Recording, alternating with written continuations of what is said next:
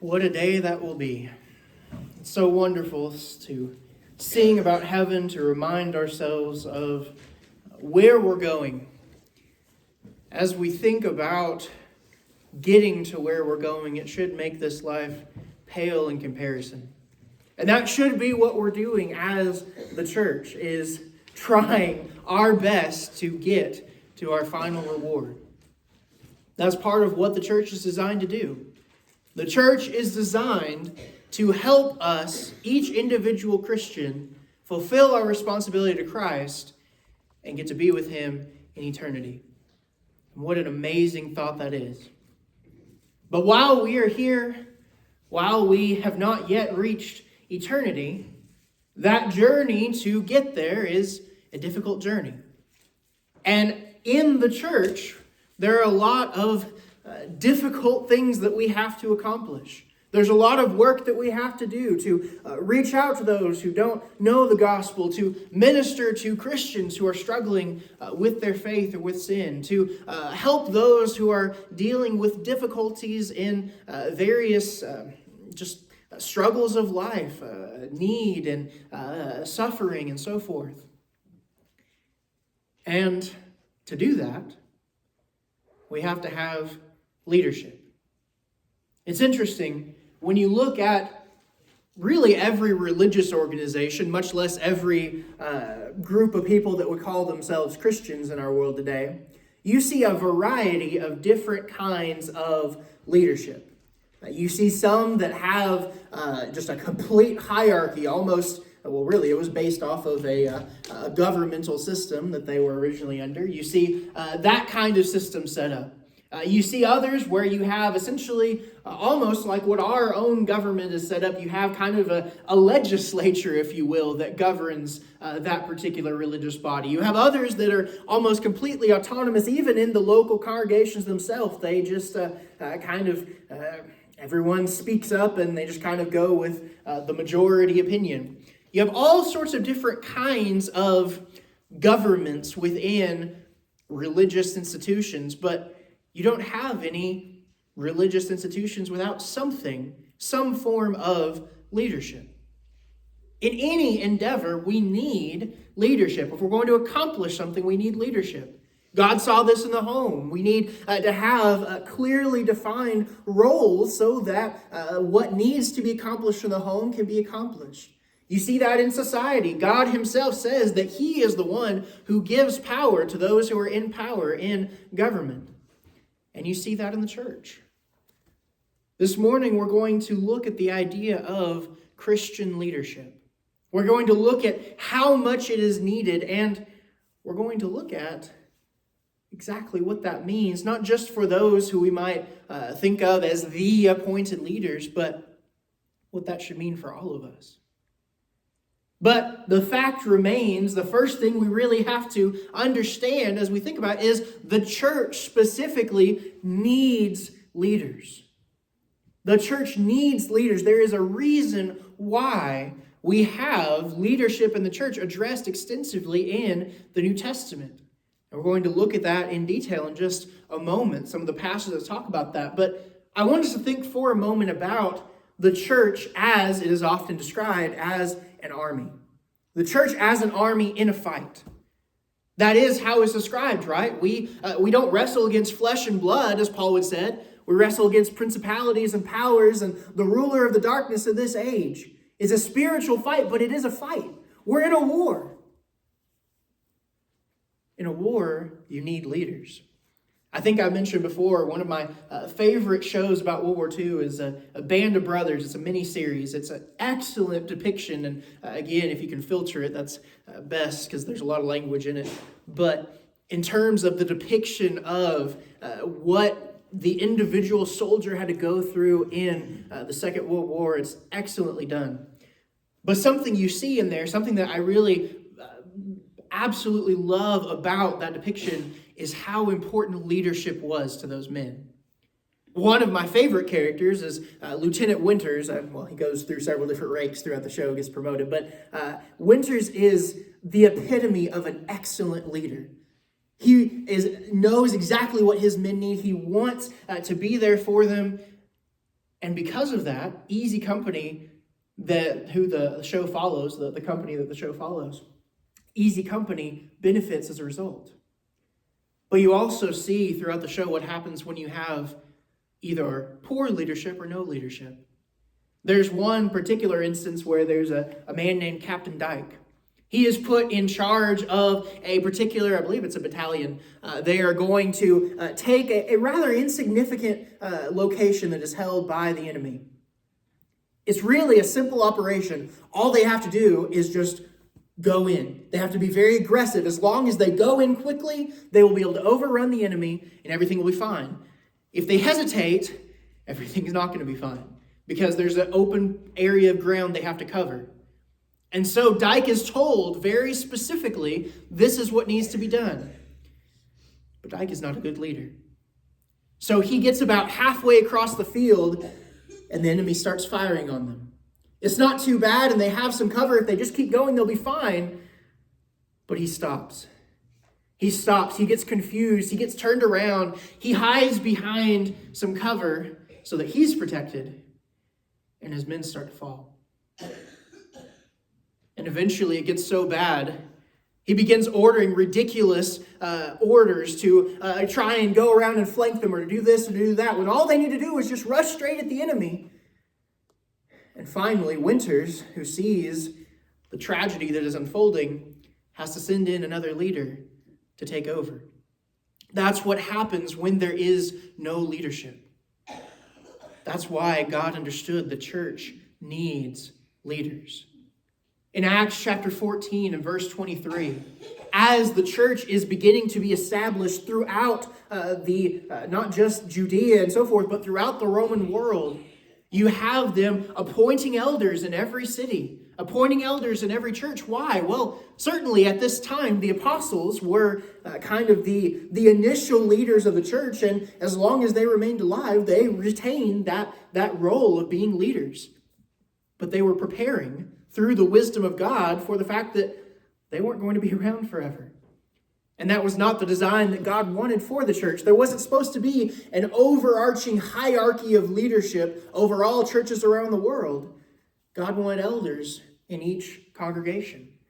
And even as early as Acts chapter 14, you begin to see that taking place. And Paul is very, very somber, or sober rather, when he gives this charge in Acts chapter 20. He says, you are to shepherd the church of God, talking to the eldership in Ephesus. You are to pay careful attention to the flock, to shepherd the church of God, which he purchased with his own blood. They need leadership. And that's what he's emphasizing to them in that text. In Ephesians chapter 4, verses 11 to 15, there Paul helps the Ephesian church, by the way, that same church he was talking to, the eldership in Acts chapter 20. He tells the Ephesian church that God has appointed people into leadership positions. He says some are appointed to be apostles, some are appointed to be prophets and elders and teachers and evangelists, all these different roles, because in the different works that need to be done, leadership is needed. That's something that I'm thankful for in this congregation, that I hope you as the members of this congregation don't take for granted, that we have good leaders here. I'm not saying that because the elders determine my paycheck. I'm saying that because we are blessed here. We have a good eldership. We have a good leadership. We need that. We wouldn't be in the position we are. We wouldn't have the resources and the abilities and the opportunities that we do if we had no leadership. We need that. And if we want to effectively do the Lord's work, we need godly church leaders. That's a wonderful thing. That's a positive thing. To have elders, to have deacons who serve in the way that they do, to have all sorts of people in the positions that they are in to be able to lead. But we also, as we think about this idea of leadership, I want us to go in a little more detail about what this looks like. I want us to ask the question, how do we choose leaders? Oftentimes, we look at that question when we're about to put in more elders in a congregation or something like that, and that's not the situation we're addressing here. I think oftentimes when we think about leadership in the church, we only think about it when there's an imminent need for this or that specific situation. We should be thinking about these issues all the time because they matter all the time. And I'll explain what I mean by that in a moment. How should we choose leaders in the church? Christian leaders, whether we're talking about elders or deacons or ministers or all sorts of missionaries, all sorts of different leadership positions. Specifically, we have two positions, if you will, elders and deacons that are established in leadership roles in the church. How should we do that? It's interesting when you look at congregations that don't have elders, that are not fortunate enough to have an eldership. You end up usually, kind of ironically, with a substitute system that kind of models whatever country that church is in. If you're in maybe more of an Eastern country, you're probably going to end up having those who are the more older and wiser people just kind of taking charge until an eldership per se is established. In our country, we value the idea of democracy and so forth. So we usually have a men's meeting, all the men getting together and meeting. That's not really something that is, hey, if you don't have an eldership, Scripture says you should have a men's meeting. That's just, we understand men are in the role of leadership, and therefore that's how we usually handle it. We usually model it kind of after what we're used to, because ultimately an eldership is the model that we should have. That's the model that we should pursue. And if we don't have an eldership, we should be working towards that. We tend to follow that model. But when it comes to selecting leaders, Scripture's pretty clear, isn't it?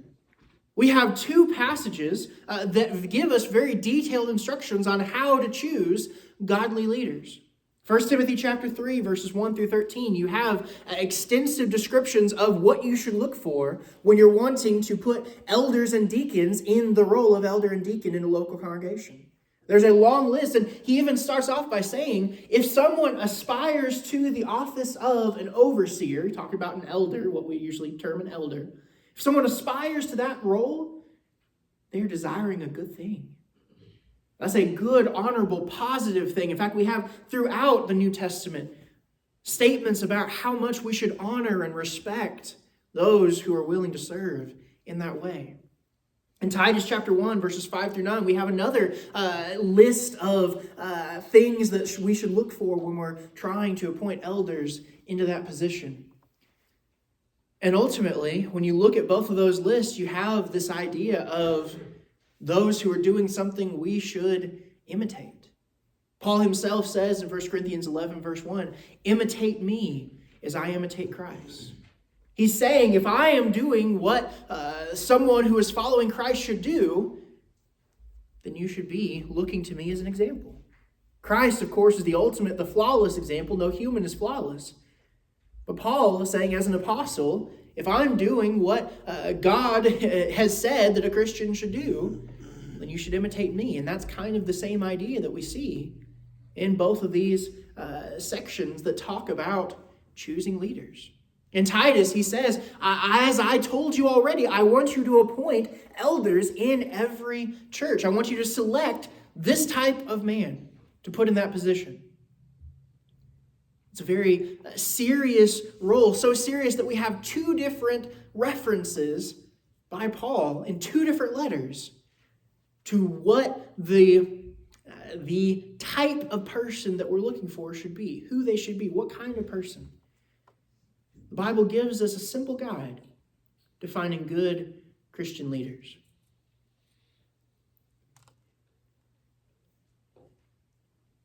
Brethren, I think we usually stop there.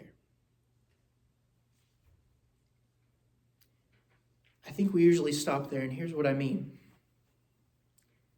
How many people are here at this congregation? What, about 60, 65 on average, something like that?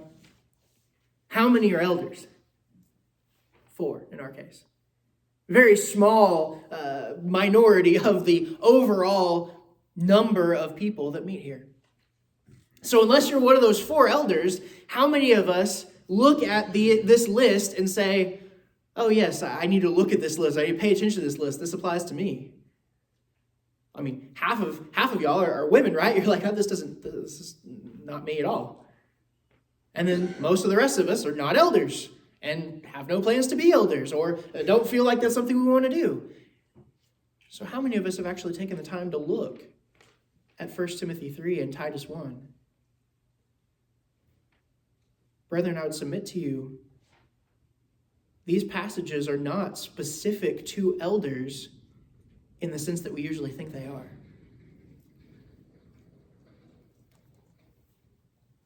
I would submit to you that every Christian should work to be leadership material. Not in the sense that every Christian can actually fulfill the role of an elder, but that every Christian is called to at least be qualified to be a leader, to work towards that goal in whatever role, whatever opportunity might present itself.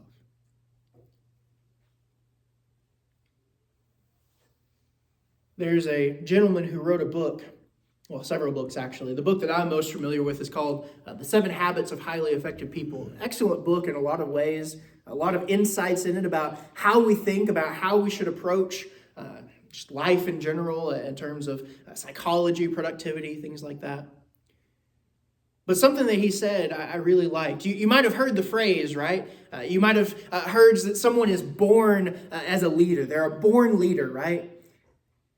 And then someone else comes along and says, well, leaders aren't born, they're made.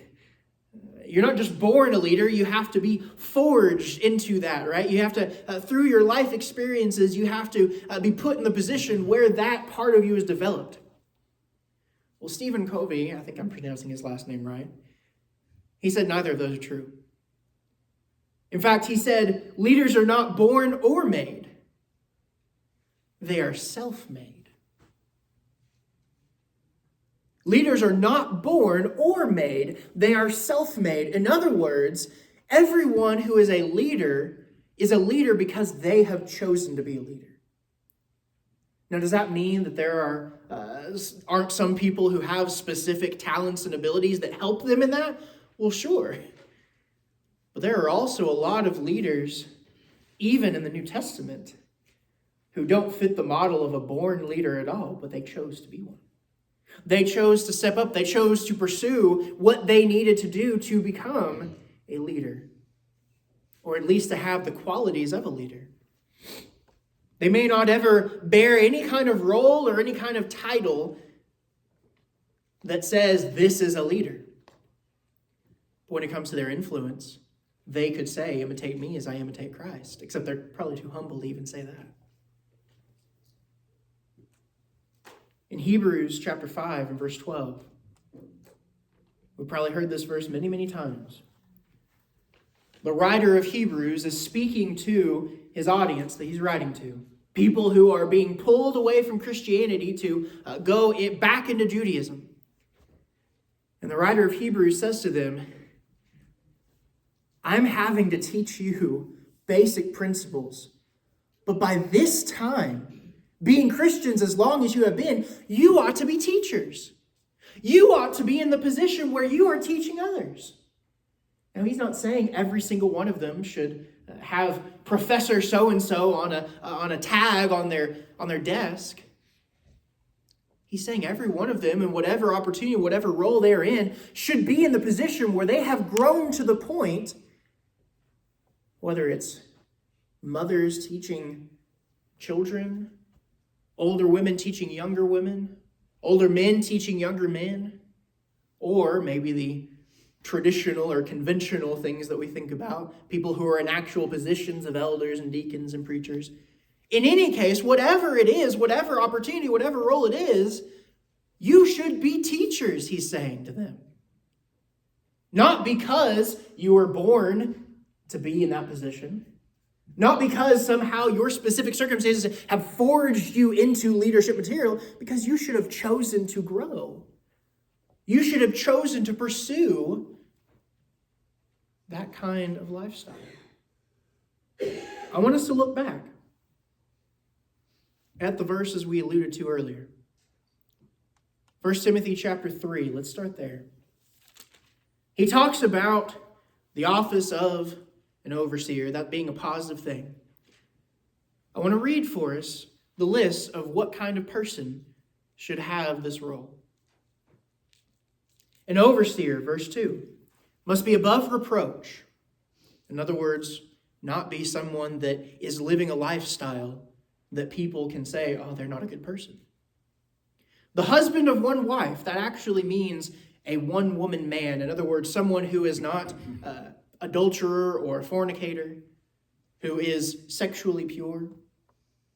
Sober-minded, self-controlled, respectable, hospitable, able to teach. Not a drunkard, not violent, but gentle.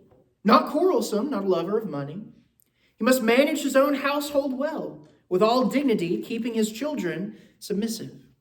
For if someone does not know how to manage his own household, how will he care for God's church? Of course, specifically in this context, this is a male. But the overall principle is fulfilling a responsibility. He must not be a recent convert, or he may become puffed up with conceit and fall into the condemnation of the devil.